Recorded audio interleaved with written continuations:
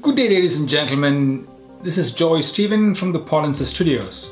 This is a video for the Student Herald, and this video focuses on citizenship options for international students.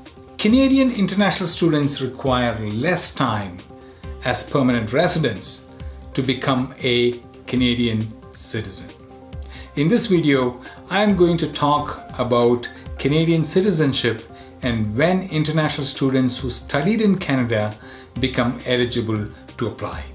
Most international students was not aware as to when they could become eligible to apply for Canadian citizenship, and some of them gave me a standard answer of 3 years after becoming permanent resident. Do you know that the time a student needs to become eligible to apply for Canadian citizenship is much less than 3 years? Listen on. This may be news to you. Becoming a Canadian citizen gives you the right to vote, choosing the government leaders that will make decisions affecting your everyday life. Let us examine the eligibility to become a citizen of this country, Canada. The selection criteria is based on 6 factors, and they are age, status in Canada, time in Canada, language, criminal history, and knowledge of Canada. Let me now try to explain each criteria in short, in brief. Okay, age. You must be 18 years of age or older to apply for citizenship. Now, if you are under the age of 18, the person applying must be the child's parent or legal guardian. The child must be a permanent resident, and one parent must be a Canadian citizen or be applying for citizenship at the same time. This may not apply to most international students if you are above the age of 18. Status.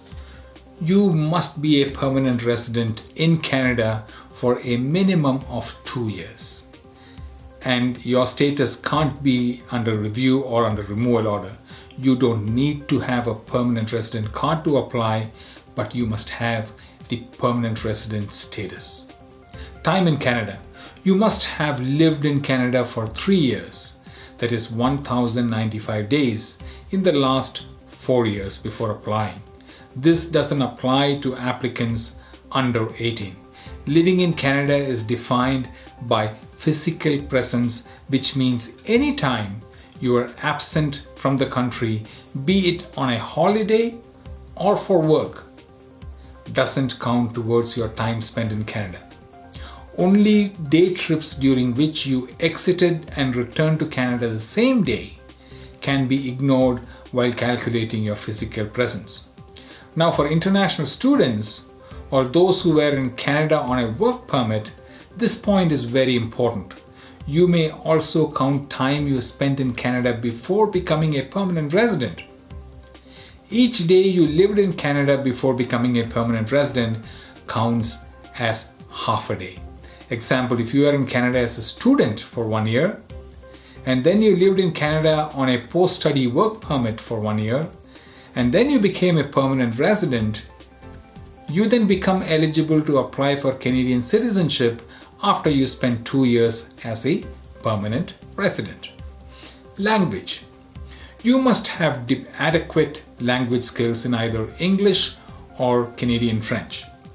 This is interpreted as having an equivalent of level 4 in the Canadian language benchmark CLB, or with NCLC, which is the French requirement.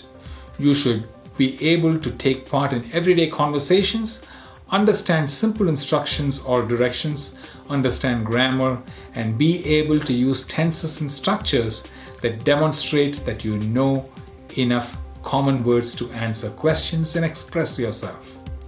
Proof of language can include providing documents that you had completed a secondary or post-secondary program in English or French in Canada, test scores from CELPIP or IELTS, some province-specific language programs. I have provided the IELTS score here. The listening is 4.5, reading 3.5, writing 4, and speaking 4. CELPIP minimum scores correspond to the CLB level. Criminal history. You must not have been convicted of a criminal offense in the last 3 years prior to applying. Likewise, you also cannot be currently charged with an offense, be in prison or on parole or probation, be it a removal order, or you cannot be under investigation for a war crime or crimes against humanity. And you must not have your citizenship revoked in the past 5 years. How well you know about Canada is another important factor. You must also have a good understanding of Canada's history and your rights and responsibilities. You must demonstrate knowledge of Canada's values, histories, institutions, and symbols. This is evaluated through a test, and the study material is provided to you by the government when you apply. Some topics for the citizenship test will include the right to vote and the right to run an office, election procedures, rights and responsibilities of citizens, social and cultural history and symbols, political history including the system and the institutions, physical and political geography of the country. This is the general selection criteria for Canadian citizenships. In my next video, I will present to you how to apply for citizenship.